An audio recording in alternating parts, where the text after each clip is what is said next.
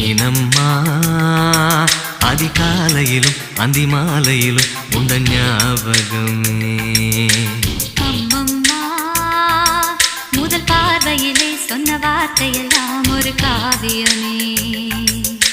சின்ன சின்ன ஊடல்களும் சின்ன சின்ன மோதல்களும் மின்னல் போல வந்து வந்து போகும். மோதல் வந்து ஊடல் வந்து முட்டிக்கொண்ட போதும் இங்கு காதல் மட்டும் காயமின்றி வாழும்.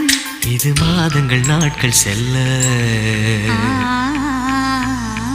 நிறம் மாறிடும் பூக்கள் அல்ல.